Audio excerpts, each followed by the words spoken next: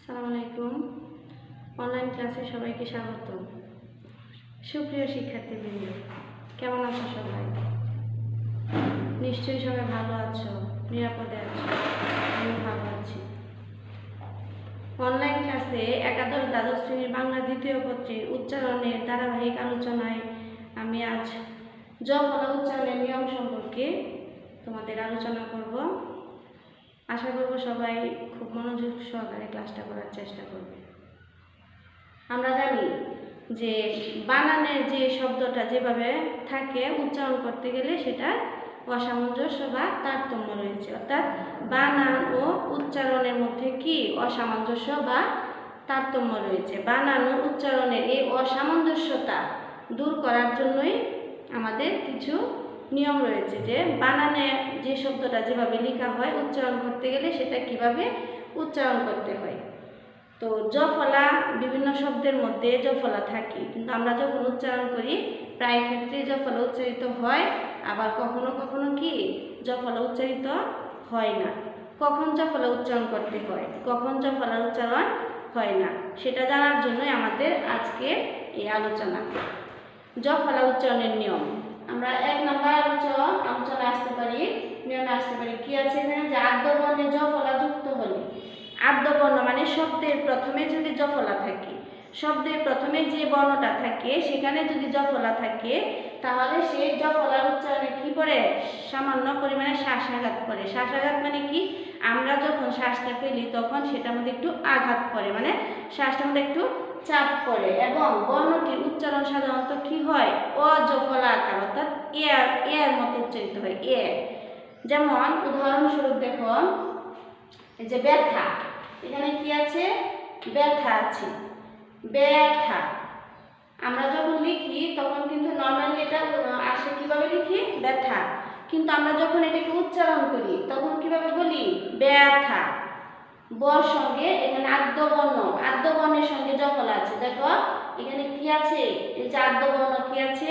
ব আছে, এবং বয়ের সঙ্গে কি আছে? এখানে জ ফলা আছে। এই যে বর সঙ্গে জ ফলা, আদ্য বর্ণের সঙ্গে জ ফলা থাকায় সেটা যখন আমরা উচ্চারণ করব সেখানে এটার উপরে এটা কি হবে? এ জ ফলা, অ জ ফলা আকার হবে। এই যে অ জ ফলা আকার, এই যে এখানে উচ্চারণে আসে এখানে কি হয়েছে? অ জ ফলা আকার। সেজন্য সেটার উচ্চারণটা কি হবে? ব্যথা। সেরকম আরেকটা দেখো, ব্যবসায়, আমরা লিখি কি? ব্যবসায়, কিন্তু আমরা যখন এটাকে উচ্চারণ করব সেটা উচ্চারণটা কি হবে? ব্যবসায় হবে। কেন ব্যবসায় হবে? যে আদ্য বর্ণের সঙ্গে কি আছে? জ ফলা আছে। আদ্য বর্ণের সঙ্গে জ ফলা থাকায় সেটার উচ্চারণটা কি হবে? অ জ ফলা আকার হবে। একটু টান দিয়ে এই যে ব্যবসায়, কিন্তু উচ্চারণটা কি হবে? ব্যবসায়। আর এটা তো এই যে মধ্য অদনি নিয়মে এখানে কি হবে? ওকার হবে। আর বানানের মধ্যে কি আছে? দন্তস্ব আছে, কিন্তু আমরা যখন উচ্চারণ করছি তখন এখানে উচ্চারণে আসবে তালব্যস্য। কেন হবে? কারণ ব্যবসায় উচ্চারণটা কি? ইংরেজি এস এইচ এর মতো আসছে, সেজন্য সেখানে কি হবে? উচ্চারণের ক্ষেত্রে হবে তালব্যস্য। এরকম ন্যস্ত, এখানে কি আছে? ন্যস্ত, কিন্তু আমরা লিখেছি কি? ন্যস্ত। এই যে আদ্য বর্ণের সঙ্গে জ ফলা আছে, কিন্তু যখন আমরা উচ্চারণ করছি তখন এটা কি হবে? ন্যস্ত। এই যে আদ্য বর্ণের সঙ্গে জ ফলা থাকে, এখানে কি হয়েছে? অ জ ফলা আকার। এই যে অ জ ফলা আকার হয়েছে, এবং ইংরেজি শুধু এস এর মতো উচ্চারিত হচ্ছে, যার জন্য এখানে কি হবে? দন্তস্ব হবে, এবং এখানে এটা নিচে কি হবে? হসন্ত হবে, ন্যস্ত। ঠিক আছে? এবার দেখো 2 নাম্বার নিয়ম। 2 নাম্বার নিয়ম কি? যে আদ্য জ ফলার সঙ্গে, যে আদ্য যদি শব্দের বর্ণ যদি আদ্য জ ফলা থাকে এবং সেই আদ্য জ ফলার সঙ্গে যদি আকার থাকে, তাহলেও কি হবে? জ ফলা যুক্তি ব্যঞ্জনটি অ জ ফলা আকার হিসেবে কি উচ্চারিত হবে। যে আদ্য বর্ণের সঙ্গে যদি আকার থাকে তাহলে সেই জ ফলা যুক্ত ব্যঞ্জনটি অ জ ফলা আকারান্ত হিসেবে উচ্চারিত হয়। উদাহরণস্বরূপ তেল, এখানে কি আছে? তেল। এই যে শব্দের প্রথমে কি আছে? ত জ ফলা আছে, মানে আদ্য বর্ণের সঙ্গে কি আছে? জ ফলা আছে, এবং তারপরে কি আছে? আকার আছে। তারপরে আকার থাকায় সেই জফলাটা উচ্চারণের ক্ষেত্রে কি হবে অজফলা আকার হবে ত্যাগ ত্যাগ ত্যাগ। আবার দেখো আরেকটা ব্যাকরণ, আমরা সবাই ব্যাকরণ বলি কিন্তু মূলত কি এটা উচ্চারণটা ব্যাকরণ, এটা কি ব্যাকরণ, যেটাকে আমরা যদি ভেঙে সন্ধিকারে লিখি বি যোগ আ যোগ ত্রি যোগ ওয়ান ব্যাকরণ, তাই না? আচ্ছা যাই হোক, উচ্চারণটা কি ব্যাকরণ। তো এখানে কি আছে ব্যাকরণ, উচ্চারণ আমরা যখন করবো এটা উচ্চারণটা কি হবে ব্যাকরণ। যেহেতু এখানে আমরা থামি নাই সেই জন্য কি হবে ক নিচে পর্যন্ত হয় না ব্যাকরণ। আর এই যে রর আগে এখানে কি হয়েছে ওকার হয়েছে, কেন হয়েছে সেটা হচ্ছে আমাদের ওই যে আমরা আগের নিয়মে পড়েছিলাম মধ্য, সেই নিয়মে ওকার হয়েছে। তোমরা আরেকটা বিষয় লক্ষ্য করো যে এখানে দেখো বানানে আছে মূর্ধন্য ন, কিন্তু আমি উচ্চারণে কি লিখেছি দন্ত ন। কেন বলো দন্ত ন? কারণ বানানে যদি মূর্ধন্য থাকে উচ্চারণের ক্ষেত্রে এটা কি হবে দন্তন্য হবে। বানানের ঋষিকার দীর্ঘিকার যাই থাক না কেন উচ্চারণের ক্ষেত্রে কি হবে রস্যইকার হবে। ঠিক আছে, এবার 3 নাম্বার নিয়মে আসো। 3 নাম্বার কি যে আদ্য জফলার পর শব্দের প্রথমে জফলা থাকলে সেই জফলার পর যদি রস্যইকার অথবা দীর্ঘইকার থাকে, শব্দের প্রথমে জফলা আছে এবং এরপর যদি রস্যইকার বা দীর্ঘইকার থাকে তাহলে কি হবে জফলাযুক্ত ব্যঞ্জন এ কারান্ত উচ্চারিত হবে। আমি আবারও বলছি যে আদ্য জফলার পর রস্যই অথবা দীর্ঘইকার থাকলে সেই জফলাযুক্ত ব্যঞ্জনটি কিসের মতো উচ্চারিত হবে এ কারান্ত উচ্চারিত হবে। উদাহরণস্বরূপ এখানে কি আছে ব্যক্তি, আমরা কিন্তু ব্যক্তি বলি না, কেউ আমরা কি বলি ব্যক্তি বলি। এখানে জফলা আছে সাথে পরে কি আছে রস্যইকার আছে, জফলা থাকার পরে রস্যইকার থাকায় এটা উচ্চারণটা হবে একারের মতো ব্যক্তি। দেখো তোমরা সবাই লক্ষ্য করো এখানে আছে জফলা ব জফলা রস্যইকার কত সংযুক্ত, কিন্তু আমরা উচ্চারণ করছি কিভাবে উচ্চারণে কি আছে জফলা কিন্তু এখানে নাই, এখানে কি চলে আসছে একটা একার চলে আসছে। কেন আসলো একারটা? যেহেতু ব জফলার পরে কি আছে রস্যইকার আছে সেজন্য এটা কি হয়ে গেছে ব্যক্তি। আর এই যে কত সংযুক্ত এটাকে আমরা যখন উচ্চারণে লিখব তখন এটাকে ভেঙে লিখব, কারণ আমরা জানি যে প্রত্যেকটা সংযুক্ত ব্যঞ্জনকে আমরা যখন উচ্চারণে লিখি তখন এটাকে কি করতে হয় ভেঙে ভেঙে লিখতে হয়। আরেকটা উদাহরণ দেখো ব্যথিত, আমরা কিন্তু কেউ ব্যথিত বলি না, আমরা কি বলি ব্যথিত বলি। কেন ব্যথিত হবে? এই যে এখানে কি আছে শব্দের প্রথমে জফলা আছে, শব্দের প্রথমে জফলা আছে এবং এরপরে কি আছে একটা রস্যইকার আছে। শব্দের প্রথমে জফলা থাকায় এবং এরপরে রস্যইকার থাকায় সেই জফলাটা এখানে কি হয়ে গেছে একার হয়ে গেছে। বুঝতে পেরেছো সবাই? এই যে ব্যথিত এখানে অন্ত অধ্বনি এখানে ওকার হয়েছে ব্যথিত। ঠিক আছে, 4 নাম্বার নিয়মে আসা যে মধ্য ও অন্ত জফলা শব্দের মাঝখানে অথবা শেষে যদি জফলা থাকে তাহলে সেই জফলা কি করে যে ব্যঞ্জনটার সঙ্গে জফলাটা যুক্ত থাকে সেই ব্যঞ্জনটা কি হয় দ্বিত্ব উচ্চারিত হয়। দ্বিত্ব মানে কি মানে দুইবার উচ্চারিত হয়। আমি আবারও বলছি যে মধ্য ও অন্ত জফলা শব্দের মাঝখানে অথবা শেষে যদি জফলা থাকে তাহলে সেই জফলাটাকে যে ব্যঞ্জনবর্ণের সঙ্গে থাকে সেই ব্যঞ্জনটাকে কি করে দ্বিত্ব উচ্চারণ করে। একটা উদাহরণ দিলে তোমরা বুঝতে পারবা। দেখো যে এখানে কি আছে, আমরা তো সবাই অধ্যক্ষ, অধ্যক্ষ মানে কি একজন প্রতিষ্ঠান প্রধান অধ্যক্ষ।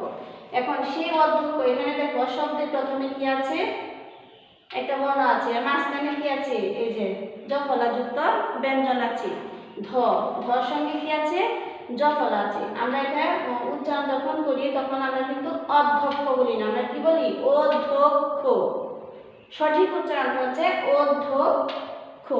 কেন হলো এখানে ওই যে ব্যঞ্জন বর্ণের দ্বিত্ব উচ্চারণ কেন হলো? কারণ শব্দের মাঝখানে কি আছে জফলা আছে, সেজন্য এই ব্যঞ্জন বর্ণটা এই ধ ব্যঞ্জন বর্ণটা দ্বিত্ব উচ্চারিত হবে। এই যে দেখো যেমন অধ্যক্ষ, এখানে আদ্য ধ্বনির নিয়মে অ ধ্বনিটা হয়ে গেছে কি ও ধ্বনি, এবং এই যে এ ব্যঞ্জন বর্ণের সঙ্গে জ ফলা থাকায় সেই ব্যঞ্জন বর্ণটা কিন্তু দীর্ঘ উচ্চারিত হয়েছে ধ দ ধ ও ধ খ। আর ক্ষীয় তো আমরা আগের নিয়মে সবাই জানি, ক্ষীয়কে যখন আমরা উচ্চারণে লিখবো তখন এটাকে ভেঙে ভেঙে ক খ এই দুইটা ধ্বনিতে লিখবো, তাহলে এটার উচ্চারণটা কি ও ধ খ। এরকম আরেকটা নিয়ম দেখো, এটা হচ্ছে মধ্য জফলা, মধ্য ধ্বনিতে যদি জফলা থাকে। আরেকটা দেখো, এটা হচ্ছে যে অন্ত ধ্বনি গদ্য, এই যে শব্দের শেষে কি আছে জফলা আছে, শব্দের শেষে জফলা থাকায় সেই যে জফলা যুক্ত যে ব্যঞ্জনটা আছে সেই ব্যঞ্জনটাও কি হচ্ছে দ্বিত্ব উচ্চারিত হচ্ছে, এই যে গদ্য, ঠিক আছে, এই যে গদ্য। বুঝতে পেরেছো সবাই? এবার 5 নাম্বার নিয়মে আসো। 5 নাম্বার নিয়মটা কি, যে সংযুক্ত ব্যঞ্জনের সঙ্গে সংযুক্ত ব্যঞ্জনগুলো যেগুলো আছে সেই সংযুক্ত ব্যঞ্জনের সঙ্গে যে যুক্ত মধ্য ও অন্ত জফলাটা থাকে সেই জফলা কি থাকবে অনুচ্চারিত থাকবে, সেই জফলাও কি উচ্চারিত হবে না। সংযুক্ত ব্যঞ্জনের সঙ্গে যে মধ্য ও অন্ত জফলা থাকবে সেই জফলা কি হবে অনুচ্চারিত থাকবে। যেমন সন্ন্যাসী, আমরা কিন্তু লিখি সন্ন্যাসী, যখন উচ্চারণ করি তখন এটা কি হবে সন্ন্যাসী।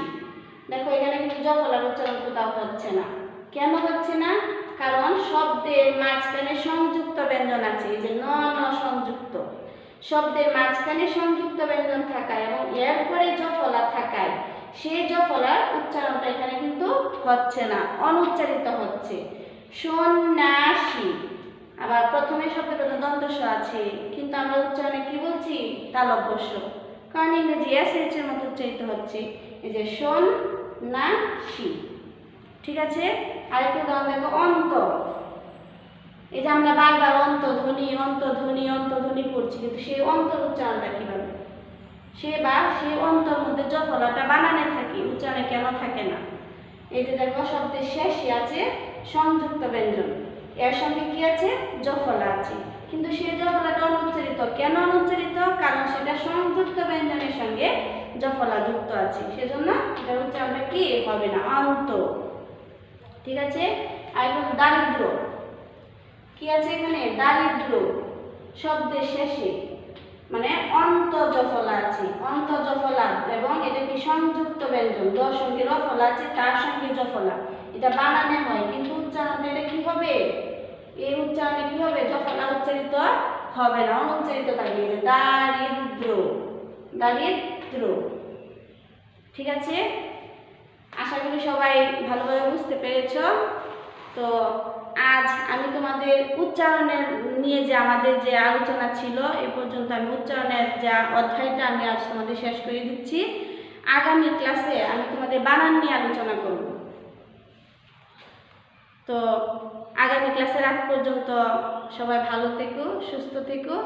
আর আমি এ পর্যন্ত যে টপিকসগুলো আলোচনা করেছি সেগুলো তোমরা অবশ্যই বাসায় পড়বে, কারণ ক্লাসে তো সুযোগ নেই পড়ানোর, এছাড়া তোমাদের কোনো উপায় নেই, বাসায় পড়া ছাড়া আর কোনো এই অবস্থায় দেশের এই পরিস্থিতিতে তোমাদের নিজের পড়া নিজেকেই পড়তে হবে। আমি হয়তো তোমাদেরকে এভাবে অনলাইনের মাধ্যমে যতটুকু করলেই না হয়, যতটুকু না করলেই না হয় সেটুকু আমি তোমাদের দিতে পারছি, তোমার পড়াটা তোমাকেই পড়তে হবে।